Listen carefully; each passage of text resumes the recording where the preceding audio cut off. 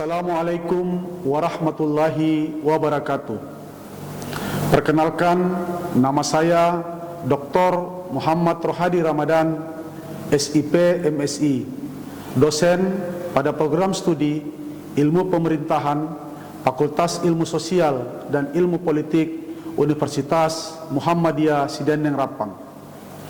Pada kesempatan yang berbahagia ini, saya akan melakukan pernyataan diri dosen dalam unjuk kerja Tridharma Perguruan Tinggi dalam bidang pengajaran atau PDD UK TPT.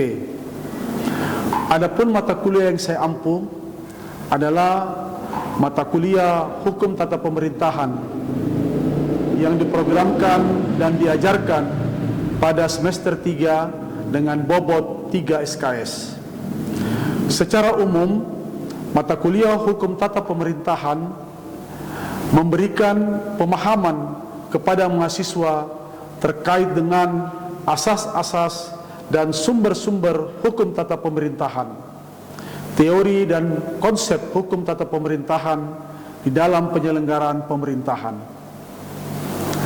Hukum tata pemerintahan juga menyelesaikan konflik antara masyarakat dengan pemerintah akibat perbuatan pemerintah dalam mengeluarkan regeling maupun basiking atau dalam mengeluarkan peraturan dan penetapan, baik yang dalam bentuk keputusan-keputusan yang dilakukan oleh pemerintah.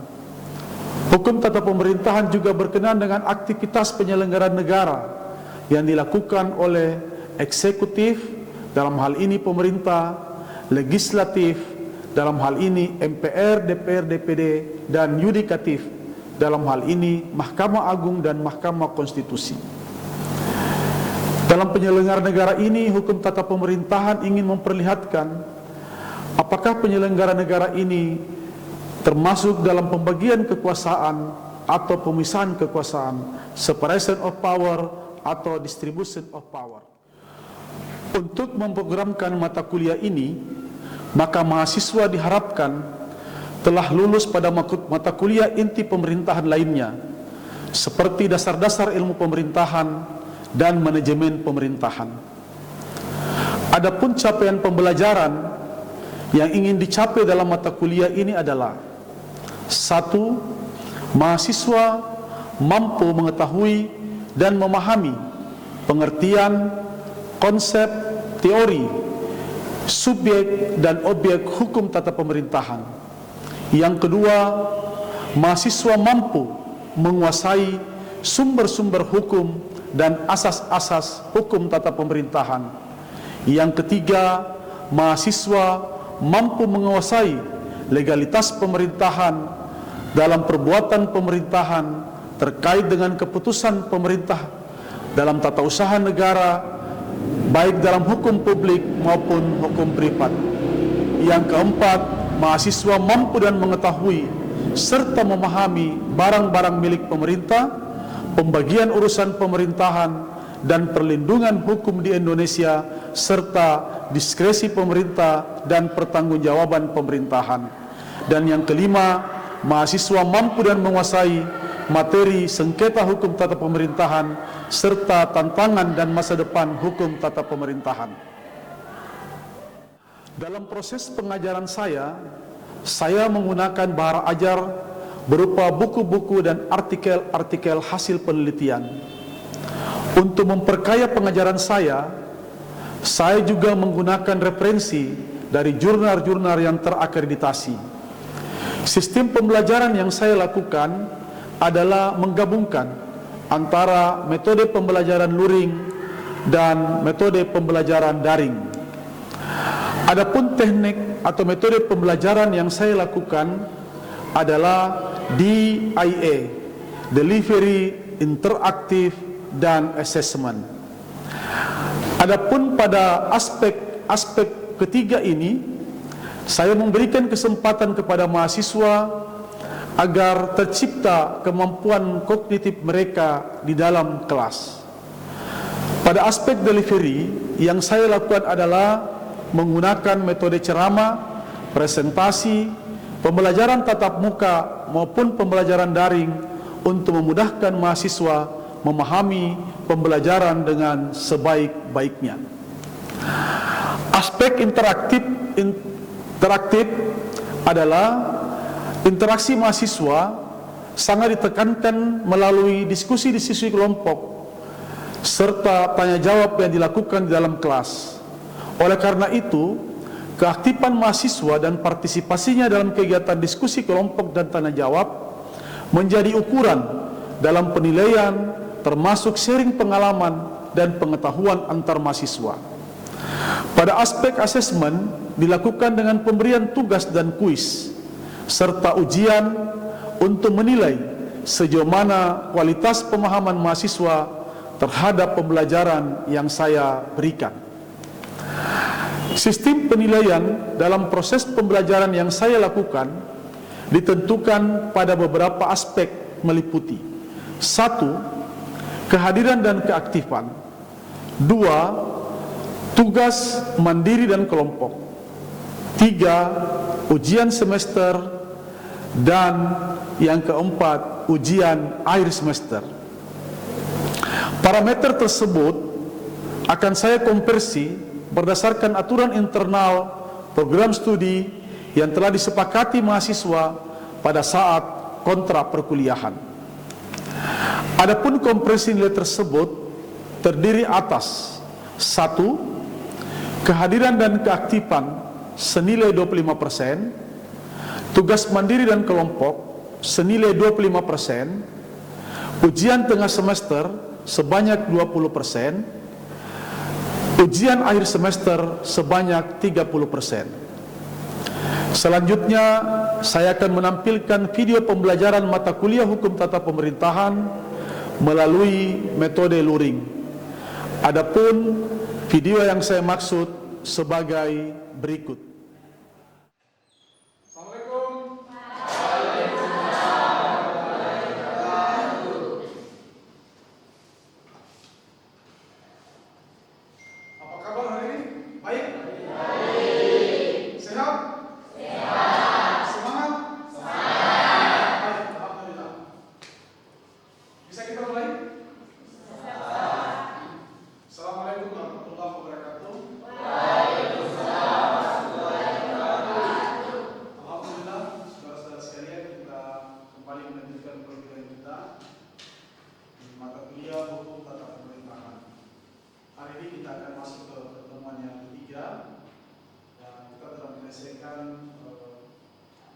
Pertemuan yang kedua pekan yang lalu. Sebelum saya masuk ke pertemuan ketiga ini, saya berikan kesempatan kepada saudara-saudara sekalian untuk melakukan presensi di portal yang sudah disediakan. Silakan. Saya kasihkan waktu sekitar sampai 3 menit. Silakan untuk melakukan presensi.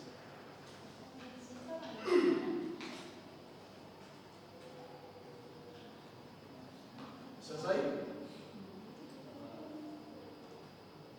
Selesai ya? Selesai? Baik, saudara-saudara sekalian, sebelum kita masuk di pertemuan yang ketiga, saya ingin mencoba mereview kembali pertemuan kita yang kedua terkait dengan subjek dan objek hukum tata pemerintahan. Ada yang ingin mengemukakan terkait dengan pertemuan kita yang kedua yang lalu? Silakan, Nur Fadilah, silakan. Subjek hukum tata pemerintahan merupakan salah satu konsep penting dalam ilmu hukum yang berkaitan dengan penyelenggaraan pemerintahan dan administrasi negara. Subjek hukum tata pemerintahan merujuk kepada entitas atau lembaga yang memiliki kedudukan hukum dalam sistem tata pemerintahan suatu negara. Subjek hukum ini memiliki peran dan kewenangan dalam mengambil keputusan, menjalankan fungsi-fungsi pemerintahan, dan berinteraksi dengan warga negara serta entitas lainnya. Oke, saya kira bagus ya. Intinya subjek hukum tata pemerintahan penyelenggara negara. Ada lagi yang mau tambahkan? Ya, silakan. Objek hukum tata pemerintahan adalah wilayah atau orang-orang yang menjadi fokus kegiatan pemerintahan untuk mengatur dan mengawasi pelaksanaan kekuasaan negara. Pentingnya itu, objek hukum tata pemerintahan penting karena mereka harus memperoleh hak-hak dan kebutuhan mereka melalui pelayanan publik agar sistem pemerintahan berjalan dengan baik.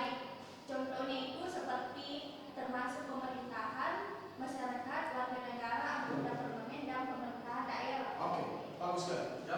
Jadi tadi sebagai subjek hukum tata pemerintahan sudah dijelaskan oleh Menurut Adita adalah para penyelenggara negara dan objeknya adalah warga masyarakat atau dengan organ-organ pemerintah yang ada di dalam negara ini. Bisa dipahami ya? Baik. Saya lanjutkan saudara-saudara sekalian pertemuan kita yang ketiga. Hari ini kita akan mencoba memberikan pemahaman kepada saudara-saudara sekalian terkait dengan sumber hukum dan asas-asas hukum tata pemerintahan.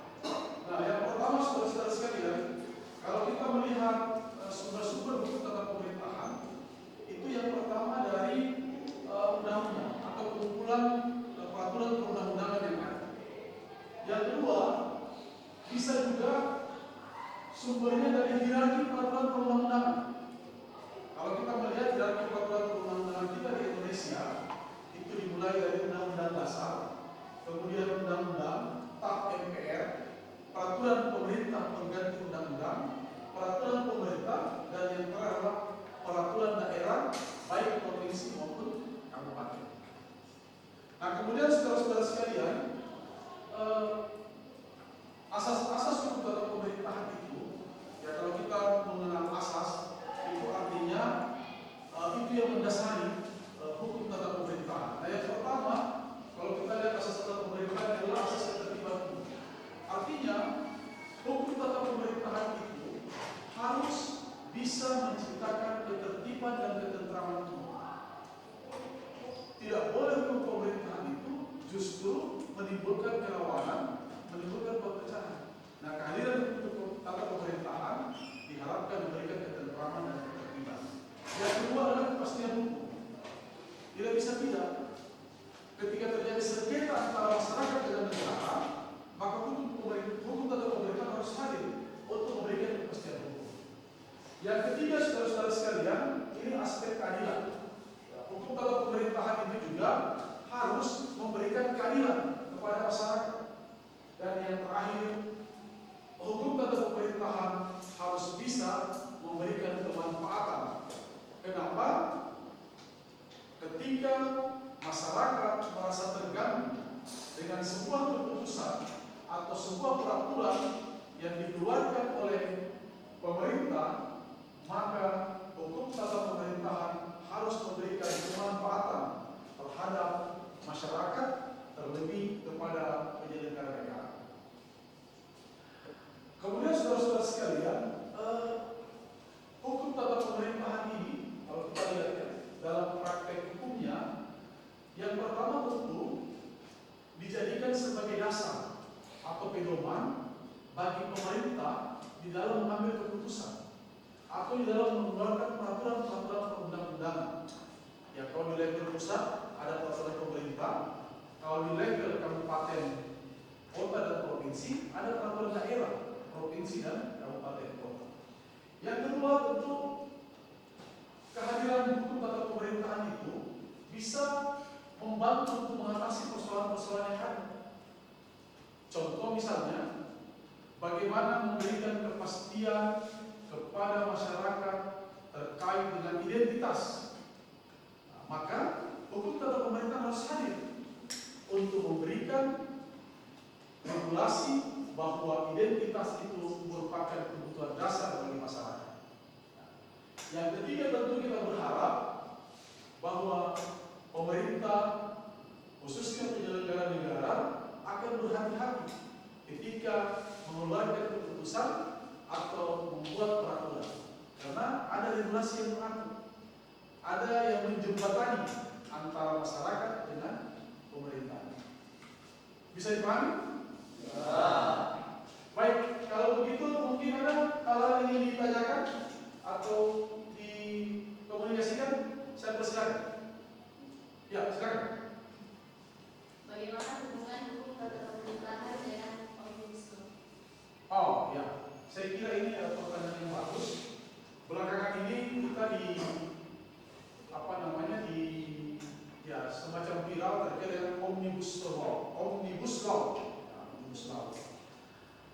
Omnibus law itu, saudara-saudara sekalian, intinya adalah sebuah upaya untuk melakukan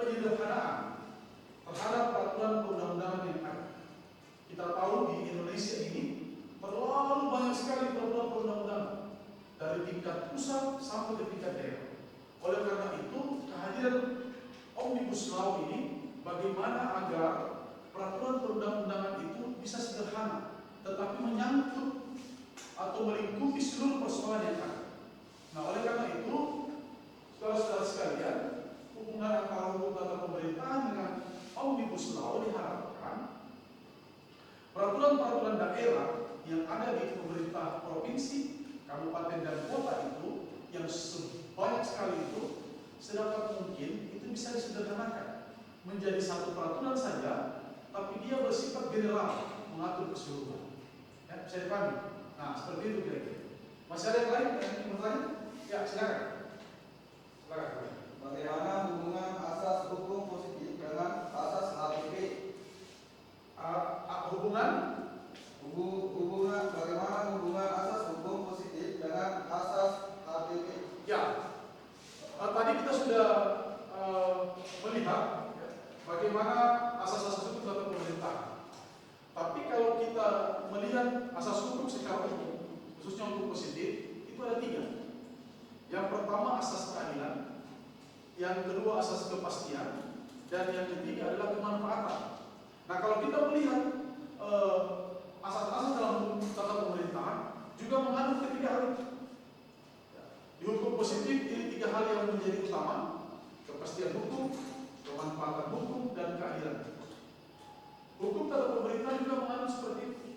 Yang pertama, bagaimana memberikan kepastian kepada masyarakat bahwa mereka memiliki regulasi ketika terjadi sengketa dengan pemerintah. Yang kedua, hukum tata pemerintahan terkait dengan kemanfaatan menjadi payung bahwa semua peraturan perundang-undangan, semua keputusan yang dilakukan oleh pemerintah harus memberikan manfaat kepada masyarakat. Dan yang ketiga, tentu kita berharap semua peraturan itu bisa memberikan keadilan. Ya, bisa dipahami? Masih ada yang lain? Ya, silakan. Bagaimana hubungan tata pemerintahan memproteksi penyelenggara negara? Ya, justru harusnya seperti itu. Jadi, hukum tata pemerintahan ini sebagai filter ya, agar penyelenggara negara itu tidak salah langkah. Ya. Jangan membuat aturan, membuat keputusan yang menyengsarakan masyarakat. Tetapi sedapat mungkin ya, mereka membuat peraturan, membuat keputusan itu untuk memberikan kesejahteraan kepada masyarakat. Oleh karena itu, kehadiran hukum tata pemerintahan itu harus menjadi filter. Jadi penyelenggara negara sangat berhati-hati sekali, tidak serta-merta karena untuk kepentingan kelompok dan lain sebagainya mengeluarkan aturan, padahal hukum tata pemerintahan dihadirkan adalah agar penyelenggara negara memiliki rel-rel ya, yang mengatur agar mereka tidak salah langkah. Bisa dipahami ya? Bisa dipahami? Masih ada yang ingin ditanyakan? Baik, kalau sudah tidak ada lagi, saudara-saudara sekalian, sebelum saya mengakhiri perkuliahan ini, saya ingin mencoba untuk mengukur apakah perguruan kita ini bisa diterima oleh saudara-saudara atau tidak. Dengan saya ingin menyampaikan kuis ya. Mau nanti silakan yang mau menjawab, saya persilakan. Yang pertama, ada yang bisa menjelaskan terkait dengan asas-asas hukum tata pemerintahan? Ada yang bisa menjelaskan terkait dengan asas-asas hukum tata pemerintahan? Saya persilakan. Silakan. Ya.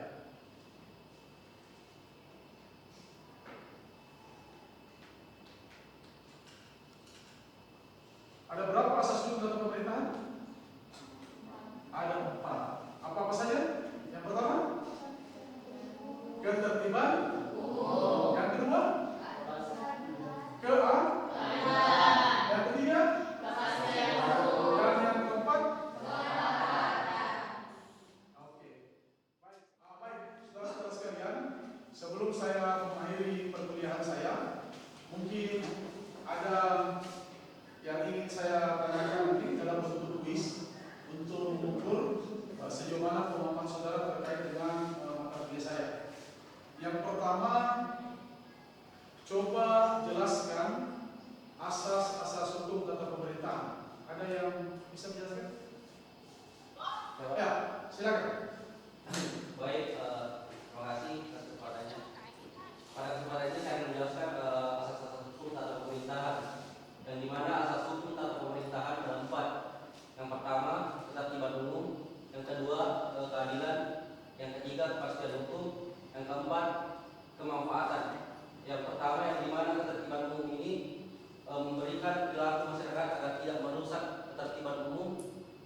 memperjuangkan kehidupan bermasyarakat yang adat, yang aman dan harmonis.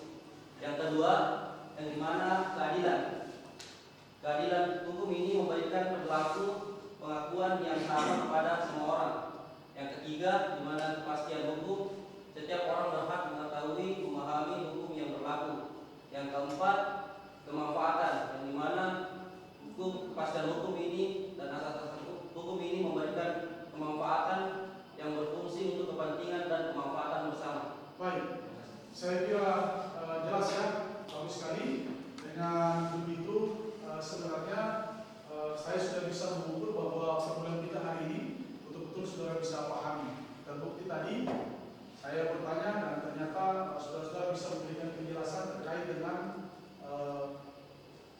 asas-asas hukum tata pemerintahan.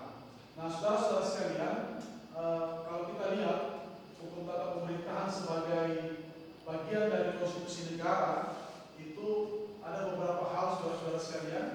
Kita bisa lihat dalam konstitusi negara, hukum tata pemerintahan itu yang pertama adalah merupakan produk hukum yang tertulis. Kenapa merupakan produk hukum yang tertulis? Karena hukum tata pemerintahan ini merupakan bagian dari hukum administrasi negara. Yang kedua, hukum tata pemerintahan juga ini memiliki fungsi sebagai aturan pegangan bagi penyelenggara negara untuk melaksanakan tugas-tugas kenegaraan. Ya, bagaimana misalnya kita melihat lembaga-lembaga negara kita, eksekutif, yudikatif, dan legislatif. Ketiga ini lembaga negara yang sudah diakui negara kita. Tetapi apakah ketiga ini merupakan pembagian kekuasaan atau mereka itu semacam distribusi of power, pemisahan kekuasaan?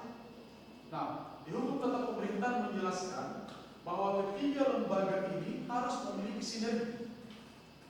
Bagaimana eksekutif memberikan sinergi kepada legislatif, eksekutif kepada yudikatif, atau legislatif kepada eksekutif, legislatif kepada yudikatif, atau yudikatif kepada kedua-duanya. Sinergi bagaimana, saudara-saudara sekalian? Kita paham bersama bahwa dalam penunjukan pimpinan di lembaga yudikatif itu melibatkan pihak eksekutif dalam fit and proper test. Kemudian pembantu-pembantu pimpinan di lembaga yudikatif dan legislatif adalah aparat pemerintah yang ditentukan penugasannya oleh eksekutif. Nah, sehingga terjadi sinergi seperti itu. Oleh karena itu, sekali lagi saudara-saudara sekalian, hukum tata pemerintahan ini itu memberikan ruang bagi penyelenggara negara untuk melakukan aktivitas kegiatannya sepanjang tidak merugikan atau menyengsarakan masyarakat. Kehadirannya kita berharap betul-betul untuk memberikan kesejahteraan kepada masyarakat. Bisa dipahami ya? Baik, kalau demikian saudara-saudara sekalian, ya, tadi kita sudah mereview pertemuan yang kedua, saya sudah menjelaskan pertemuan yang ketiga, dan salah satu teman saudara sudah memberikan penjelasan terkait apa yang saya sudah sampaikan. Itu menandakan bahwa apa yang saya sampaikan pada hari ini saudara-saudara sudah bisa memahami, dan kita akan ketemu nanti di pertemuan yang selanjutnya. Terima kasih. Assalamualaikum warahmatullahi wabarakatuh.